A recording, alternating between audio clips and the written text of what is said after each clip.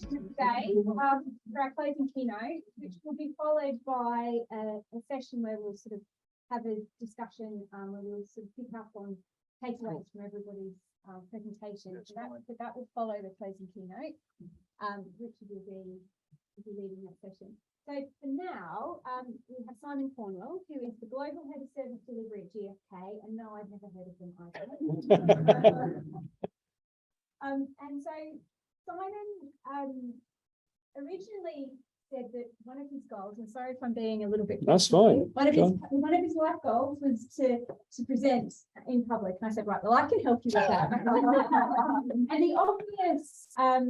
the obvious topic would have been something ITS Anderson, but he's so experienced managing service delivery across so many different organisations. He's got loads of a really deep background in consulting, but actually he's also got a really interesting personal aspect on things around inclusion and diversity. And I know he's been working really hard at GfK to build a diverse and inclusive team. And I said to him, Si, can you come and talk to us about that? Because it's something that everybody needs to think about and everybody needs to bring into their own workplaces and their own career.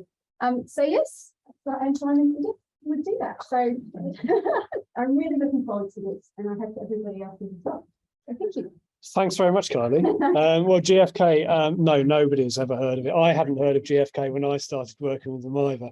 But GfK, Growth from Knowledge, it's a data analytics and a research company. It's been going for about 90 years. It operates in 60 countries, about 10,000 people globally. I run the IT service delivery organisation. So all about the support that we provide to the end users, the business relationship management with our businesses, and the service management, so the governance and all the tooling which makes IT work. So today I'm going to be talking to you about, I'm not going to be talking to you about anything according to this. Today I'm going to be talking to you about my approach to managing diverse delivery teams. It's a bit of a departure from everything else that you've heard today, because it's not about IT asset management, it's not about service management per se, but it's about everything all at the same time, because diversity is important in order for us to deliver what we deliver to our businesses. I'm going to be talking about how some of my own experiences have shaped the way I work, and some practical things that hopefully you can take back to your own organisations or the companies that you consult with. So I'm going to start off by talking a bit about diversity, equity and inclusion. And then we will look at privilege and intersectionality. And finally, we're going to look a bit about how all of these can influence how you build and manage a diverse and effective and happy team. So I want to start off by talking about 4 words. And the first word is diversity. Diversity is all about having a range of opinions, thinking styles, and characteristics.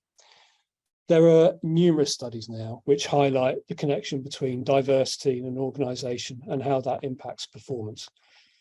One example is McKinsey. In 2019, they did some analysis that found that companies in the top quartile for gender diversity at an executive level were 25% more likely to have above average profitability than companies which are in the 4th quartile.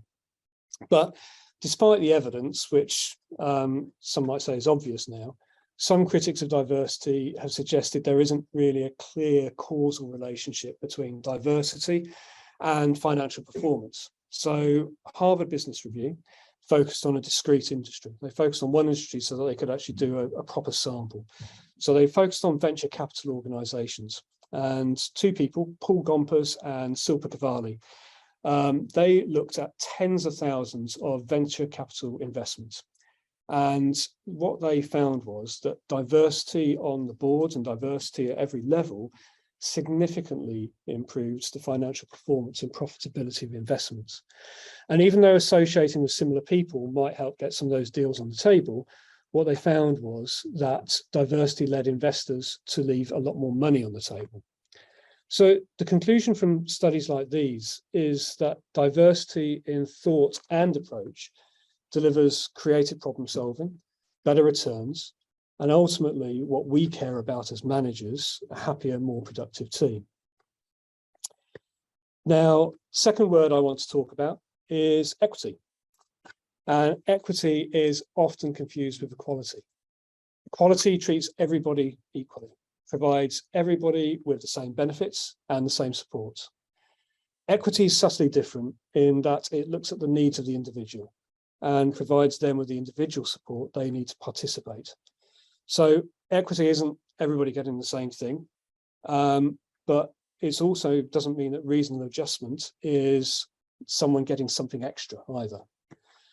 The ultimate situation is justice. Justice is a way of implementing the systemic change that you need to remove the barriers that require equity adjustments in the first place. So in the picture, justice would be removing the fence. Third word you've all probably guessed, and that is inclusion. In essence, inclusion is the ethos of a company or an organization whereby everybody is culturally and socially accepted, regardless of their backgrounds or other differences. Inclusion is equitable treatment and a welcoming environment for everybody, regardless of their background, and it treats everybody with respect. Everyone's input is valued and discussed equally, and no one is ever held back because they have different motivations or viewpoints. For us to determine what inclusion really means for both organisations and the people that they employ, it's important to consider what differences that there can be within a team. There are differences you're probably all familiar with, including gender, age, race, ethnicity, sexuality, religion, ability or disability, neurodiversity or socioeconomic differences. However, there can also be other differences. So, for example, the education that we've experienced, the sector that we've worked in, the accent that we talk with, and even personality. And taking that last one as an example, personality. If you're an introvert and you find yourself in an environment that's geared towards making extroverts thrive, then that can make you feel overwhelmed, excluded, and create division in both your team and also the environment. So individually, these three words describe aspects that are integral to how many organizations operate. They affect the workplace and the workforce in different ways. Collectively, DE&I is all about the systemic changes that are needed in every organization to break down barriers, level the playing field, and foster the growth of a genuine and authentic sense of belonging. Now, that's only three words. I said four. The fourth word I'd like to mention is belonging. Belonging, in my opinion, is the missing piece of the puzzle in many DE&I initiatives. When people can be their authentic self at work, they can focus on doing rather than just being. Organizations where people have a strong sense of belonging are more effective, they have lower attrition, and have a higher employer net promoter score. So if you ask your employees, would they recommend your organization as a place to work? They will say yes. We can help create a sense of belonging by encouraging a psychologically safe environment. So a place where people feel comfortable in making mistakes and speaking out without fear of punishment or humiliation. But if it's so easy, why aren't everybody doing it? It's a complex topic, and typically different organizations are at different points in their own DE&I journey.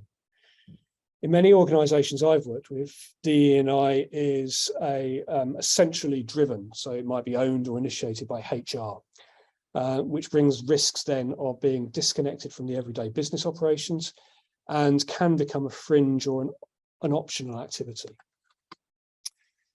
Fear is another real issue, particularly when dealing with an element of diversity where people have no direct or indirect lived experience. Someone's identity is deeply personal to them, and there's an understandable fear that we might say the wrong thing to the wrong person.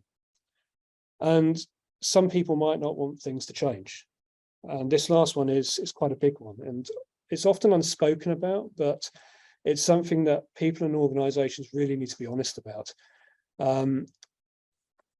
There's some people who may have benefited or continue to benefit from the inequalities that exist.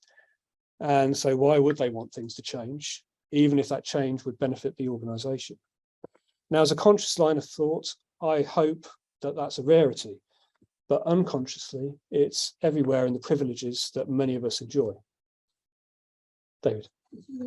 One thing missing from that list, and that's trust, that the organisation has to trust its employees, and its employees must trust the organisation. And Yeah. employees say they trust the organisation a long time before they actually trust the organisation. Yeah, They'd be missed about I it. agree with that. I agree with that. Yeah, there's definitely a what one says and what one actually believes and acts. And yeah, trust is a big thing, and it is a big thing going both ways. Yeah, good point. The thing that you prompted in me when you went to this list was like, in England, there's a very big class system. So if you're going Yeah. to a school that your parents can afford, then you know that inequality is started from a very young age. Absolutely. Yeah. Education plays a big part in how in the barriers that we either face or don't face as we go into the workplace. So picking up on that, so speaking of privilege, it's often portrayed in the media as something to do with wealth or status. You know, a billionaire has privilege, a prime minister has privilege, a CEO has privilege. But whilst these are all true, the real measure of privilege is when people do not face the barriers faced by other people. And I've listed a few examples here on the screen, and I'm sure you could think of a lot more. As I hope these examples show, whilst we may all be on the same journey, many people face a lot more hurdles along the way. Coming to terms with privileges isn't always easy or comfortable either, but the discomfort that we feel can help us grow more aware of the inequalities and injustices that others experience. So the way social identities overlap is called intersectionality. Now, this term was coined by Kimberly Crenshaw, an American law professor in the 1980s. In her own words, it is not a mechanism to turn white men into the new pariahs. It's basically a lens, a prism, for seeing the way in which various forms of inequality often operate together and exacerbate each other. We tend to talk about race inequality as separate from gender inequality, class, sexuality, or immigration status. What's often missing is how some people are subject to all of these, and the experience is not just the sum of the parts. The diagram on the right is not an exclusive list, but again, it includes some of the most common characteristics that people can have. The closer to the center of the wheel, the closer to societal norms someone might be, and therefore face fewer barriers in life. So that's central wheel of power.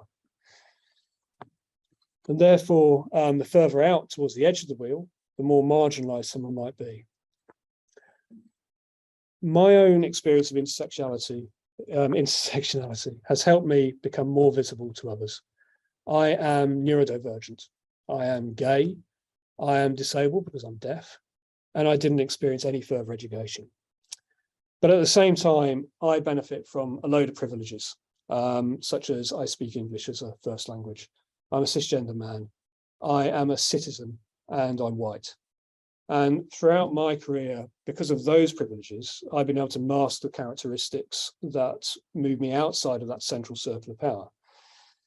That's had a load of advantages, as I've been very successful in my career. But the big disadvantage for me is that for most of my career, I've not had that sense of belonging that I spoke about earlier.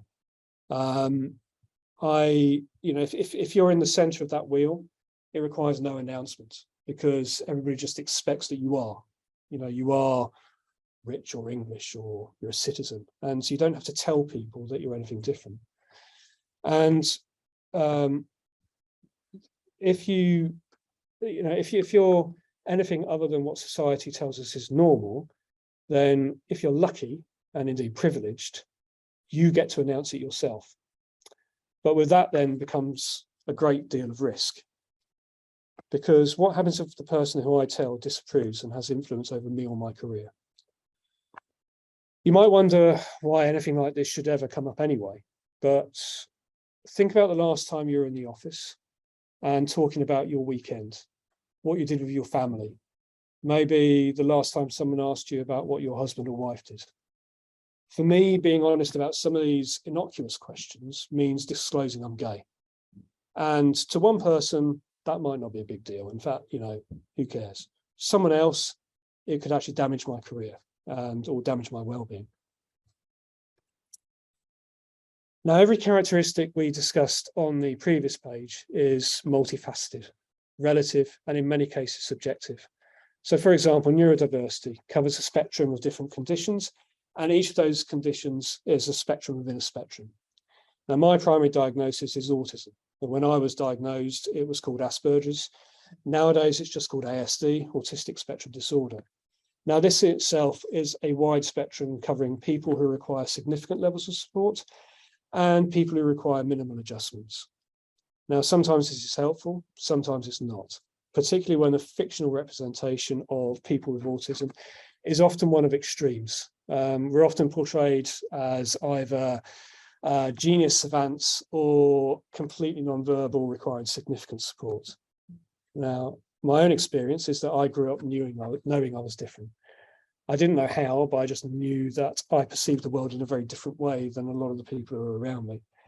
I didn't do well in mainstream education. I was put in the special disruptive class, and I left school with virtually no qualifications. As a result of this, I didn't proceed to further education, but I went straight into the workplace. Now, for me, that was fantastic because that's where I really flourished. My positive aspects of my neurodivergence is I'm a visual problem solver. I can see systems. I can see how problems actually can be solved and broken down into small chunks. And I get a lot of hyper focus. It means I can focus on a problem for hours, days, weeks, or months and just get something done. Now, the flip side is there's a number of difficulties, and that hyper focus can lead to me burning out if I'm running at full speed for a long period of time. I have a tendency to overanalyze quite a lot, overanalyze situations and interactions. I will look back on something that somebody said to me 5 years ago or 10 years ago, and I will reanalyze it, which is really unhelpful at times. I like to have a clear schedule. I like to have a clear agenda and know what the outcome is actually meant to be. And I like to know what to expect whenever I'm faced with a new place or a situation. So situations like today, for example, give me a great deal of anxiety. I didn't know BCS location. I've never been here before. I didn't know what I was going to find, the setup for the technology. And even now, whilst I'm talking to you, I am still the metaphorical swan. I'm trying to be serene and collected, but inside I'm frantically paddling. I've learned to mask most of my neurodivergent traits. I'm able to fill in the blanks. I'm able to understand what people expect of me. I've witnessed enough social interactions to know that when I'm having a social interaction, I know what to say or do. But that takes a lot of energy. And over the years, I've learned I have to take time out to recharge, otherwise I just burn myself out. Now, I'm sharing all of this. It's the first time I've actually shared all this publicly, because my own lived experience has helped me advocate for support and awareness of neurodivergent people, and having a first-hand understanding of what this means to me, and that I don't think the same, and therefore not everybody else thinks the same way. It helps me to think about how to make my team as inclusive as possible, and how I can coach them to consider and value difference in others. So with all that context about diversity, equity, inclusion, and belonging, how do you make the change? Now, one of the first things I recommend to people is consider what your organisation looks like from the outside and what you can do to make your organisation attractive to people looking for jobs. Now, you can help candidates trust you by being transparent about how you support your own employees. You can partner with organisations or schemes that can help you improve and show people that you're thinking about diversity. So, for example, the Business Disability Forum and the Disability Confidence Scheme. If you have people who are open in their diversity and importantly are happy to share about their diversity, then consider publishing case studies on your careers page. Hearing the story of those that work with you helps to demonstrate to outsiders that you're putting into practice and you're not just ticking boxes. Advertise on special job boards, for example, disability job boards like Even Break. It demonstrates proactiveness, and it shows candidates that you're serious about finding talent like theirs.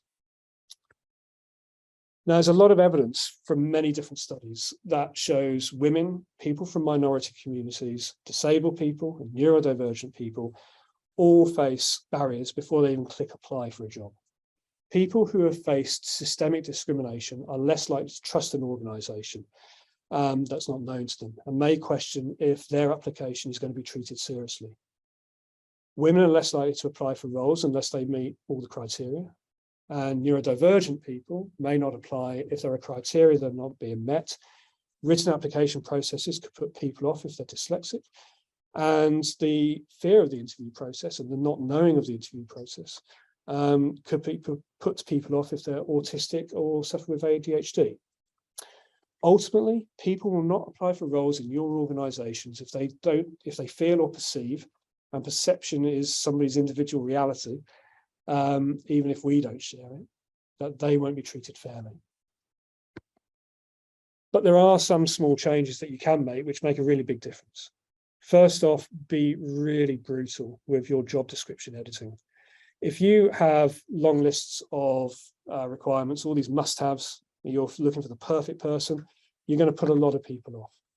Research shows that in order to apply for a job, most women will feel like they need to meet 100% of the criteria, whilst most men will probably click apply when they feel that they meet 60% of the criteria. And LinkedIn behavioural data backs that up as well, with women that are tending to screen themselves out of the conversation and apply to fewer jobs far earlier than men. Do you work in organisations that still require all applicants to possess a degree? Unless you work in a profession where there's a legal requirement for certain qualifications, then actually are you excluding large proportions of the talent pool? Neurodivergent people may not appreciate any flexibility that you might have in your long lists of requirements. So think about what you can compromise on. Think about what's actually nice to have and what you can actually train people once you found somebody who's a fit for your organisation. At GfK, we are wanting to ensure that all of our job descriptions are as appealing as possible. So as well as the requirements I've just spoken about, we're implementing Data People's language analytics tooling so that we can assess our own job descriptions to make sure that our language is as inclusive as we can make it. Finally, consider adding a qualifier, like the one I put at the bottom of the screen there. Sticking that on your job adverts can be a really powerful way to demonstrate your approach to inclusivity, whilst maybe attracting that perfect person who would never have clicked apply had they not seen that you might actually listen to.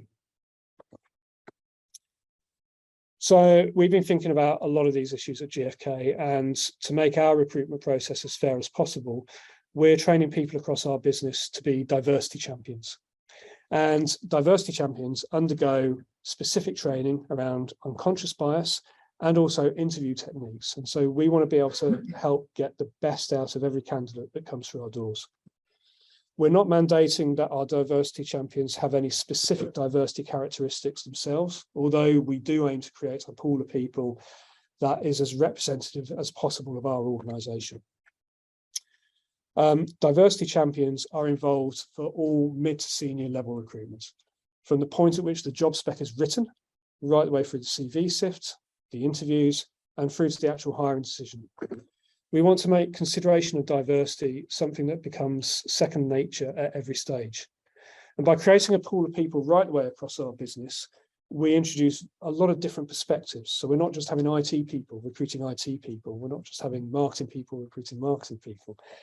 And it also helps develop some of our hiring managers who may not interview as frequently as others. And it reduces the potential for creating a burden within our organisation of just, the same 5 people always being asked to attend an interview panel for the diversity quota. So I talked a lot about DE&I, belonging, privilege, intersectionality, and how we can use that to improve approaches to attracting and recruiting. I'd like to talk a little bit now about how we can make our organisations more inclusive right the way throughout the employee life cycle. People are undoubtedly the most valuable asset in most organisations. And so making them feel valued, included and accepted from the point at which they apply for a job until the point at which they leave is really important. And it's something that we can all play a part in. It starts when we onboard someone. Actively tell new starters about what your approach to DE&I is on day one. Their welcome into the company sets the tone for the rest of their time with you. Let them know where they can find more information, who they can speak to, what diversity networks are available to them. And remember as well that diverse people, so for example, neurodiverse people, non-binary people, people returning to the workplace, they all have very different needs and expectations on day one. Development is another important point. It needs to recognise that people have different learning styles. Some people learn best in a formal classroom setting, some people at their own pace in their own hours, and some people learn best just by doing. So when you talk to your teams about development plans, take the opportunity to talk to them and get feedback from them about what learning styles actually work for them best. And that might give you valuable feedback on what options you provide them. If you work in an organisation with a clear career path or a job landscape, then make sure people in your teams know what that means for them. If you don't have one, canvass your HR teams, because it really helps articulate where people can go. You know, if they start off, there's lots of digging going on. If they start off in one role, then how do they move through the organisation? Can they move horizontally? Can they move vertically? You know, what is their career path and where do they go next? There are companies out there which can help with this sort of thing. So Mercer is one of them. And there's also some really good material in the government's Sophia framework. So finally, then, retention and exit. If someone's not happy in their role, then how can you help? I proactively tell all my team about other roles that may interest them in the organisation. It's not to encourage them to leave. It's really to show them that it's safe to talk about moving on. You know, I don't want anybody to feel that they're going to be punished or disadvantaged by looking for another role, either within GfK or outside of GfK. You know, I've helped one of our level 1 service desk people start to move their career towards data science because that's what they really are interested in. And I've even helped somebody apply for a job outside the organisation. Now, that may sound really weird, but someone came to me and they trusted me enough to talk to me about their career, and they were worrying it was stagnating, and they were worried that they didn't have the confidence to actually apply for another job, but they were unhappy with the fact that there was stagnation. So I coached them through the application and the interview process, and they got down to the final 2 candidates. Now, they didn't get the job, which was unfortunate for them, but the important thing it gave them was a greater confidence in presenting themselves, and also an understanding of their own value. Now, they still work for me today, but if they were to leave, though, they know that I would want us both to have a good experience of them leaving. And it's actually been a really productive exercise. They've now gone on to be a much better presenter than I am, and you know, they've got so much more confidence in their own abilities and their own person. So, building on that theme, I'm a great believer that working in a psychologically safe environment is key, really, to creating inclusion, belonging, and happy and productive team. It's the belief that we can actually speak up or make mistakes without fear of blame or humiliation. And it's important to encourage a diverse and inclusive environment where everyone feels comfortable contributing. Encouraging people to make mistakes is the embodiment of saying we don't have a blame culture. Making mistakes is actually okay, because the only way we learn is by making mistakes. If everything always goes to plan and never goes wrong, then you will never know how to deal with it when it does go wrong. So when they do go wrong, we objectively look at things, look at what happened, and look at how we can change things so that things don't keep going wrong. We can all help build a psychologically safe environment by talking openly with our teams about our own fallibility, asking for others' help and opinions, and actively reassuring people that disagreeing and asking for others' opinions is not only what we do, but it's what we positively encourage. It does take time to change culture. And as well as thinking about how it's safe to disagree, we also have to think about how we and others respond to disagreement and the news of mistakes or different ideas. But the more we practice it, the easier it does get. So in GfK, we started a diversity network a couple of years ago called Fast Forward. It initially had the purpose of looking at ways to reduce gender imbalance in the workforce, but very quickly expanded to cover diversity in every aspect. Now, groups like Fast Forward have really helped our organisation develop as it advocates for and drives change. We're pushing way beyond just having policies now, just because we have to actually using them to advance life in the workplace. It's a country level network, and it's part of our global DE&I council, which then helps us to share our learnings with other countries and vice versa, get feedback from other countries who are doing similar things. We now plan a year ahead. We use a diversity calendar, and it helps us maintain momentum. It gives us a bit of a focus and visibility within our organisation. It helps us agree budgets for speakers and events, and it helps us be realistic as well about what we can achieve in the coming year with our team of volunteers right the way across the business. We recognised we had gaps. We had a lot of gaps, to be honest, both in policy and knowledge. So we have partnered with a lot of organisations that can help us advance in a number of areas. Our recent achievements include agreeing and publishing a menopause policy with an organisation called Over the Bloody Moon. We have created a menopause network for our colleagues to share their experiences and find support. We've partnered with the Business Disability Forum to help us understand where we need to develop and change, and we've used that to launch a workplace adjustment policy. We've just started working with Code First Girls, who provide free coding and training to women. GfK is now providing positions to 6 of their alumni. We're also working with women returners who specialise in supporting women returning from career breaks. Today, while I'm here, we are running an anti-racism in the workplace event in our offices with Show Racism the Red Card. We're exploring topics such as microaggression, unconscious bias, privilege, and legislation in the context of racism. Now, it's taken us a while to build momentum. As I said, we've been going for 2 years now. But taking the approach of having a grassroots organisation within our business, we've grown, we've become more experienced, and we've learned a lot along the way about how to make change. So why all of this in the context of service management and service delivery?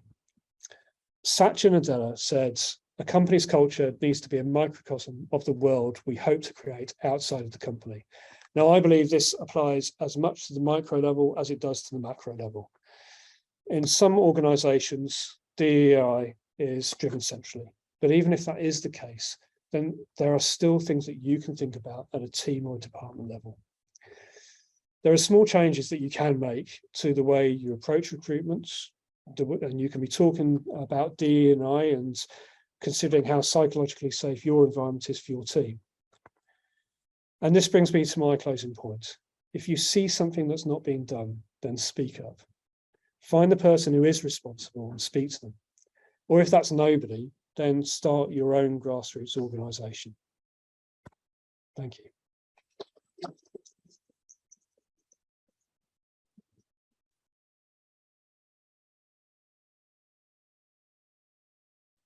That's okay. That was wonderful. Thank you very much. I hope everybody found it really worthwhile. Yeah. Brilliant. Yeah. Right. So, Any questions? yeah. Sorry, I actually wanted to make a few comments. So Yeah, sure. it's really great. Just some experiences, from my perspective. I met my current boyfriend about 7 years ago. The first time I met him, he actually said to me, he was, well, Asperger's at the time. Yeah. He's on spectrum now, and he's a musician, right? And I mean, we didn't start a relationship immediately, kind of thing, but over time, like I certainly felt very. In the beginning, actually, when he said this to me, I was surprised that he had to announce to me something about him that he felt he had to justify in order to be able to have a conversation with me this time I met him, kind of thing. And and since then I was in a philosophy group, and I had a session run by this guy who was he was Asperger's, and his topic was being Asperger's in a schizophrenic society. And it was such a fundamentally good session to go to understand how somebody who has or is on spectrum tries to fit into the global world that we've created, which has got all these rules. And we're talking about that with Conrad today about in his sessions about, you know, where are the rules, where are the guidelines, like what do we need to have these tick sheets and do they actually apply it, you know, so it is relevant around, you know, these rules and guardrails that we put in. And this guy was saying, like, as people like who are Asperger's or on spectrum, Asperger's is not the right phrase to use nowadays. And his analogy was, if you thought about a plastic flexible tube and humans were traveling along this in the journey of direction of life, that the rules define that boundary of the plastic tube effectively. And being a flexible tube, somebody who is neurodiverse, we could call it, would be punching out to the side, like trying to escape from these rules or trying to find a way that these rules actually fit and how their head should adjust to it. So it really gave me that understanding of, like, you know, we've made rules for normal people and they don't apply to everyone. And that's what we were talking about even this morning. Like, yeah, we make these rules in business about how certain companies can interact with us. So we really need to, I guess, change all of those things, like not just from diversity around the people, but then the whole society, really. Yeah, no, I agree. I think it's understanding how those rules apply to different people. When you're that's that wheel of power, when you're right in the center of that wheel, then you're just sitting in the rules. But the second you move outside of the center, then if you have a visible characteristic, then everybody can see. If it's an invisible characteristic, then every time you're having this discussion, you're having to, you know, come out effectively and either say you're not neurodivergent or I don't have an education or I'm gay, whatever it is, you have to show your label, and then that forms a whole load of judgments and stereotypes that people might have. And the second point I wanted to add was, you talked about women as well. Like, I'm an Australian woman who grew up in Australia, and the opportunities for women are far. And I've been here for almost 20 years, right? So things could be different now, but my perspective back then was it's actually easier for me to get advancement in my career as a woman in the UK than it is in Australia. That's why I live in London, you know. Right. But certainly you also talked about women who don't apply for jobs. Yes. I train people and I write CVs for people and I teach them, just because you don't have everything on that list, do not stop yourself from applying for it, because no one has everything on that list. And I don't even read a job description before I apply for a job. I'm just like, do I want to get my name in front of that recruiter? Yeah, I do. So I'm just applying for it anyway. It's kind of the right title. That I don't actually read. Even when they send me a job description before an interview, I don't actually read it, because I know that as a consultant, I'm going to deliver the service that they want. And that job description is there to put rules and guidelines in for them to be able to control people.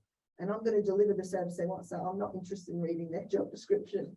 When I found the research which said about the 60% versus 100%, that was a revelation to me, because again, maybe, I don't know, it's the plasticity of my own brain, but I just assumed that everybody looked at a job application, went through it and said, yes, I meet all the criteria, I'll apply. I didn't realize myself that actually so many people are disadvantaged, mainly women who are disadvantaged, because culturally we've set up this thing where the advantages for men, and naturally we just apply.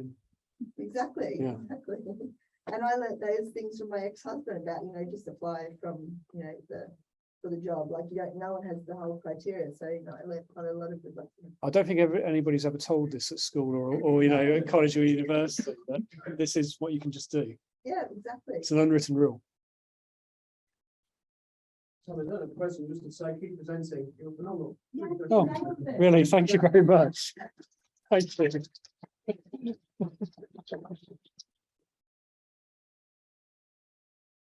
David.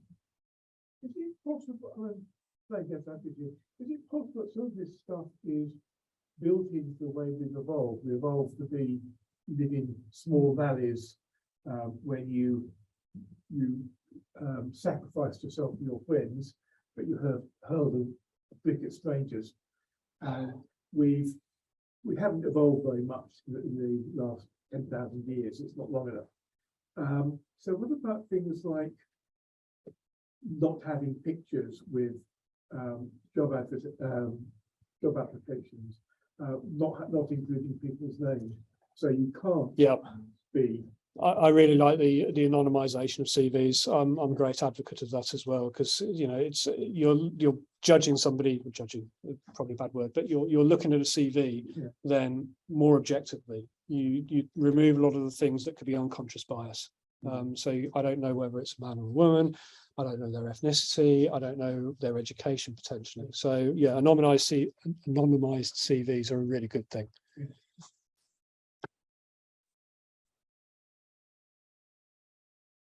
Yes, but do you ever see people gain these things? Because I'm doing things like standards and things like that, and I certainly know a lot of people who see any sort of approach, attempt to change something as an opportunity to actually gain the thing to their advantage.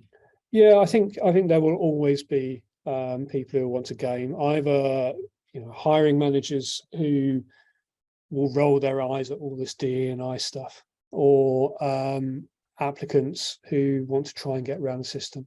But I mean, that's just an inevitability. I think anonymization helps that as well. Yeah, yes, it does. But obviously you can never stop somebody's biases once the people are actually in the room. I was actually getting rid of, when I was looking at agile people, agile practice, so that the test was, if somebody really doesn't want to play the agile game, you have to get rid of them. Don't get rid of them in a way that leaves them feeling bad. Yeah. Get rid of them in a way that leaves them, so they're an advert to the company having left, saying it's a good place to work for, just to suit me. But it is important that if people don't fit in with a culture, perhaps they'll be happier moving on. Yeah, for both sides. Yeah, no, I've had open conversations with people along that line, where somebody clearly wasn't fitting into the role. They didn't enjoy the role they were doing, and like I say, I will help people get different roles in different parts of the organisation. I mean, I firmly believe that if you've got somebody in an organisation, then they already know the culture, they know the unwritten rules, they know the language and all the rest of it. They're actually more valuable in an organisation. They just might not be in the right place. Yeah. And so helping them find that right place is good for everybody. Yeah. Any more questions, observations, or anything else I'd like to share? Have you seen that I don't think there's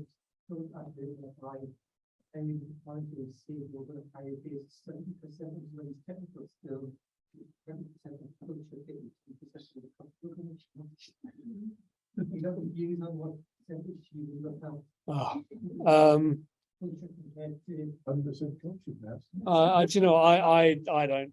It's clearly you need, if you're hiring for a technical role, then clearly you need a level of technical experience. But I would look at the technical skills that somebody brings. I would look at the experience they've developed in other organisations. As I said earlier, if you make a mistake, if you have something go wrong, it's probably the best experience you can possibly have.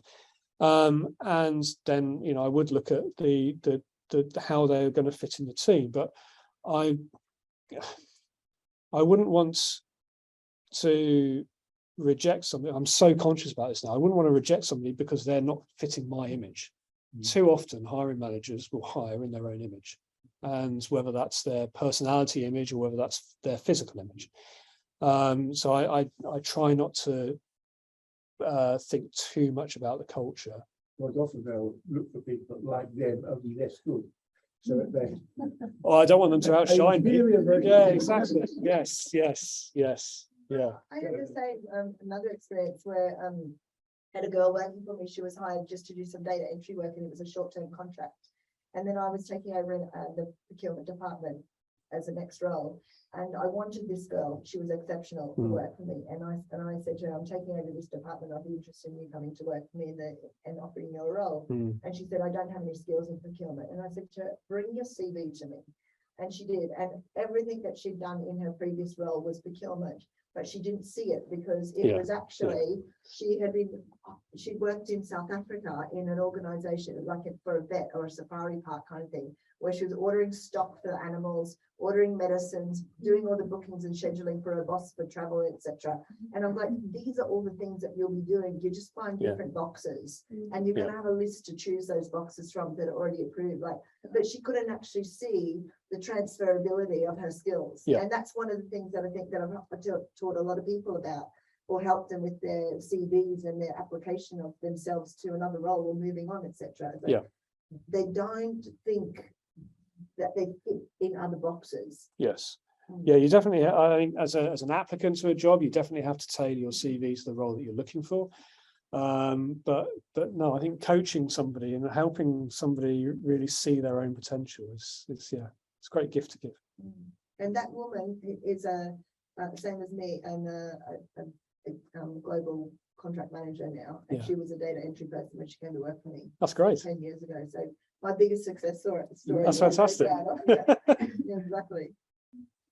Yes, so I guess both an observation and a question. We're sitting here in the city of London. Yep. Okay, we're not people from yes, welfare. How do you feel in terms of what you just presented? Do you feel that's a UK view, a European view, a global view? And how far away are you, us, from other parts of the world? I work in global experience. I work with people from, I'm not going to say anything, but I can think of cultures which are pretty alien to me, pretty backwards, and others which I aspire to. You're quite inspiring. Where do you see yourself? Thank you. Global? So I think there's some of the stuff I've spoken about today is you can apply globally. So the psychological safety. So how do you create an environment where people will are happy to make a mistake? I don't want people too happy to make a mistake, but they somebody makes a mistake. I was in a presentation earlier where the example was they pulled out the wrong cable, and instead of actually saying they pulled out the wrong cable, they just plugged it in. Nobody would notice, but of course everybody noticed. So I want an environment where anybody, wherever they are in the world, I have people in 31 countries, would feel happy saying, I made a mistake. This is what happens, and this is what I've learned. This is what we're doing, and life goes on. So that sort of stuff works globally. Some of the stuff which I think needs to be more sensitive to a individual country will be some of the D&I activities, for example. Some countries it is way easier than others, and if I was talking about spectrums earlier on, if you look at D&I maturity as a spectrum, you will have some countries like the US and the UK and Germany and France, which are fairly well up there, and you'll have other countries which for political reasons might be still finding their own feet, and actually this is way lower on the society's awareness. Does that answer? Yeah. I have a question. So in terms of that diversity, Yep. Does it mean when you apply for the job, you kind of raise your hand and say, okay, I have this and this? What if you don't say it, and how do they share them know that this person is also representing, kind of in their KPIs that, So, that neuro? from a neurodivergent perspective, there's a couple of things that hiring managers can do. First of all, before the interview stage, you can be asking, are there any adjustments that you would like us to make? Is there anything that we can do to make the interview process comfortable for you? Now, in some organizations, it's something I'm pushing for at the moment. This is one of my development activities, is I want us to be able to send out interview questions in advance to people where they want it, because it shouldn't be, in my view, a game of trying to catch somebody out. It shouldn't be a game of trying to put somebody under extreme stress. in an interview. It's, you know, you want somebody to demonstrate what their abilities are and what their skills and experience are. You want to be able to hear them talk passionately about the things that they have done, and you want to be able to hear that so you can understand what they can do for your organization. So from from a neurodivergent perspective, I would be asking about adjustment and looking at providing the questions in advance. Those people are assessing you too, aren't they? Yeah, absolutely. Thing. Absolutely. Yes. Yeah. I think to add to that, you know, I've recently been interviewing somebody who identified themselves, two as of saying that we never asked the question. But once they identified, I said, right, what do we need to do to help you? Yeah. And I said, well, it'd be really helpful if I could come into the office one day, see some of the people I'd be likely to be working with. Yeah. So as you mentioned at the beginning, Yes. comfortable with this setting, but let's get you comfortable with what the office is, because it's like feeling in the office may be a reason for them not wanting the job rather than the fact of the skills or the rest of what they'll be doing from the work. Yeah, absolutely. I mean, I got here at 7 o'clock this morning, and so I knew where this place was, and I knew where I was coming. And then I went over to Pret over the road and had breakfast and everything, because just rocking up, I admire people who can do that, normal people.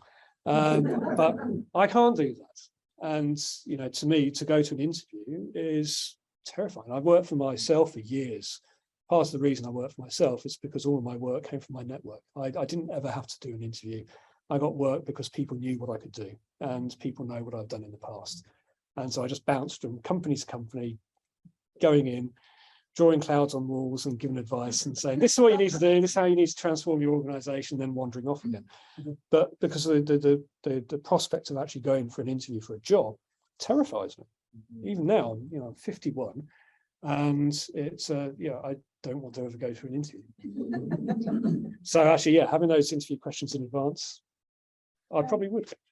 Simon, I just have a couple of comments to make really. Firstly, it's really interesting subject. The organisation we work for is pretty aware of this. And so, for example, we'll strip out candidate names. Oh, that's good. That's great. And only when you shortlist that candidate do you get their name. We're able to identify if they've got a disability quite early doors. It's part of the process that we have to go through. We supposed to put our job, what do you call it, like descriptions through a special tool to see if Similar to data people. And excellent. Or sexist, or appeals to more women or men. And yes. But interestingly, this week, there's lots of sort of forums that staff can get involved with. One of which is to do with mental health. And I attended a session this week, and it was about people with OCD, and it was a really interesting subject. But one of the ladies who came into the room, so there was some people on the Teams chat who dialed in for some people in the room, and one of the ladies who came in the room got out her anti-bac wipes and wiped the surfaces on which she then sat. And she sat out of the view of the camera as well.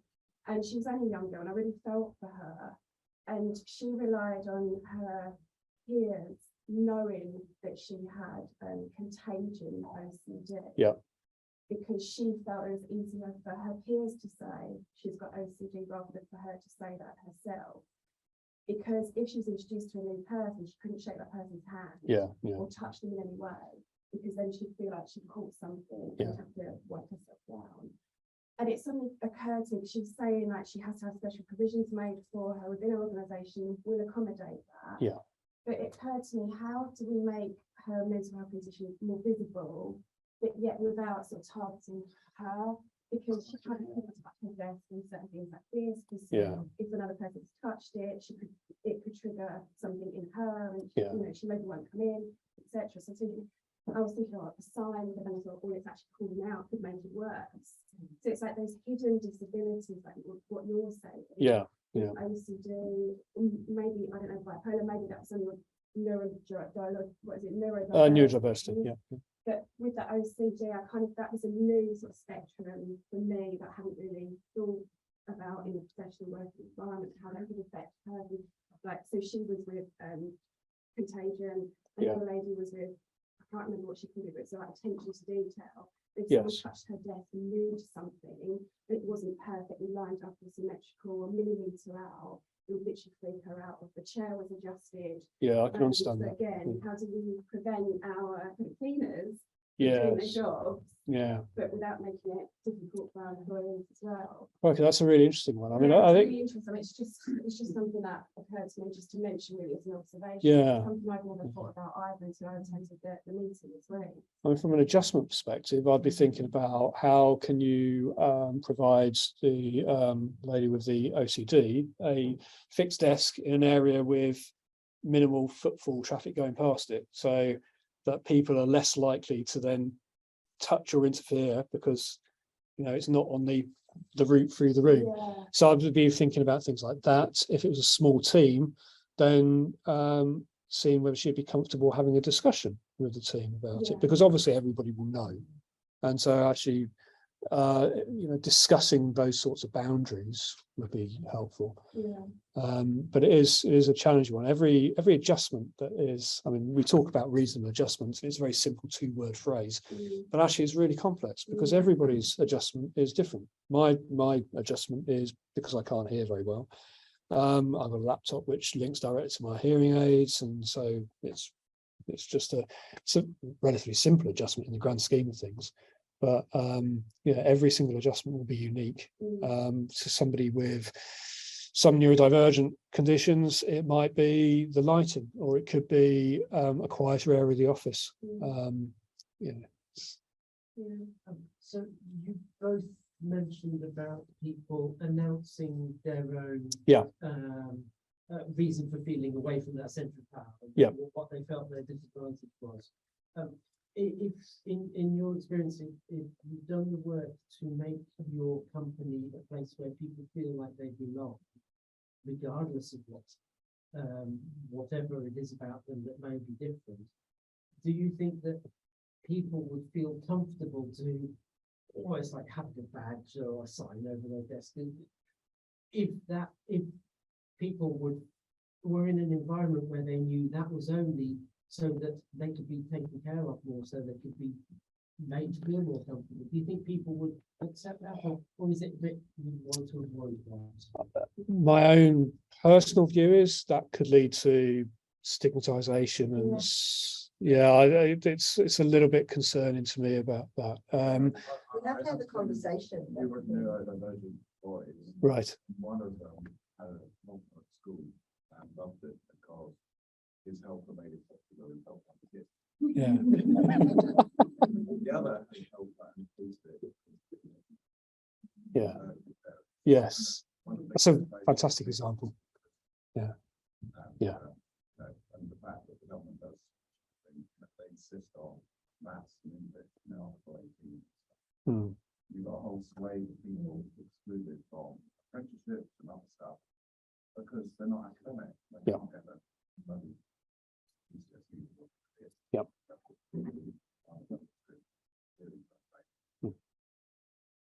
I'd love to see more work done in politically or the school system. Yeah, me too. That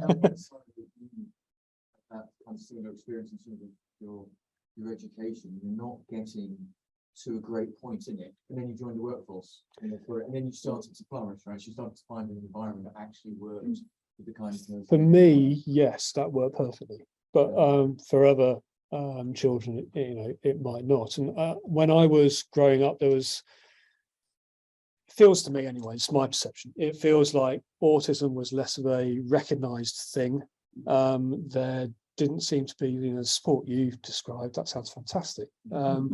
I never had that. We had to fight for it, and we Right. Well, we could. Yeah. Privilege. Yeah. Yeah. And that's the system. It's unfair. Yeah. How do you manage down? Because you manage this very large global organization. Yep. You must have multiple levels of management. How do you Yes. what techniques do you use to sort of encourage and educate and make sure that the middle managers in your teams are able to apply the diversity, DEI stuff? Yeah, Because yeah. that's, it's by the time you get to team managers, they're quite remote and quite removed, and yet they're the people who have such a massive impact on everybody's day-to-day experience. Yes. So I have 108 people at the moment reporting to me in 31 countries. I have 6 direct reports, and those are my team managers. They manage the various pillars of my organisation. But then I've got the team leads underneath them, and I spend a lot of time with those. So as you know, Kylie, I spend a lot of time travelling, and the way I manage it is I like to actually get face to face. So this week I've been in Madrid, I've been in Barcelona. Last week was Nuremberg. The week before was Bulgaria, Sofia. And I will go and meet my teams, and I will go to these places every few months so that I can stay connected to the team. And it gives me a chance to spend time with the team leads and just talk about stuff. And I don't make it a big deal because, as I say, in a lot of the countries I work in are at different stages of their own DE&I journeys. And to go into an Eastern European country and start saying this is how you need to treat people and this is what you must do, it just wouldn't work. And so I need to just talk about when something comes up, we'll discuss it and we'll talk about the behaviours and we'll talk about how somebody else might feel about that. And so I do it that sort of way. But to my direct managers, then I will talk about them much more openly, particularly my UK-based ones. How do you manage up? I mean, politically, That's a fabulous many discussion. of the top managers in UK and US industries are borderline psychopaths. Or perhaps not so borderline. How do you deal with the diversity issues of somebody who is exploiting their diversity, perhaps in dysfunctional ways, at the top of the organisation? I can see how you can manage downwards and make life more comfortable for people at the bottom. But I've met 1 or 2 managers who I would say were borderline dangerous. Yeah, there are always going to be people in an organisation that and they may get to the top because some of the characteristics are actually very positive. This is not all disadvantage. No, not at all. No, I think there are always going to be people in an organisation who are going to be less engaged with this sort of thing. And I mean, I'm really lucky. The organisation I work in, I actually spent 2 years advising when I used to work for myself. So I advised them around the transformation of their technology service and their teams and all this sort of stuff. And then I really liked it so much, and I like the guy who I now work for so much that I now work for him as an employee, and I've got the kind of relationship with him where if he says something which which I think is inappropriate, I can tell him and I can say, you really can't say that sort of thing, and this is why. And we have a good relationship. So my direct manager, I can influence, and I can, he also understands how important this is to me. So that's a manageable relationship. Going further up, then it's through the initiatives I spoke around the DE&I council. So we have a global council, both for the area of the business that I work in, but also then a council of councils, and that's where the board sits as well. And so it's a way that we can influence and say, look, we have done this initiative, and the outcome of that initiative is, because if you're able to demonstrate a positive result, if you're able to demonstrate change and something which actually impacts the bottom line particularly, then, because it might be reducing attrition, for example, then that is something that people can't ignore. I worked for somebody once who deliberately managed by fear. Yeah, I did too. Like to have people a bit scared. Yeah. It was one of the worst, probably 3 or 4 years of my life, my career, was working for somebody like that. And he was actually proud of it. Yeah. Like that. Might have been the same person. Oh, you work for him too. I think a lot of us have experienced that, and that's psychological safety. That's what I'm trying to take it away. Yeah. Thank you, that's great. Thank you very much. Thank you.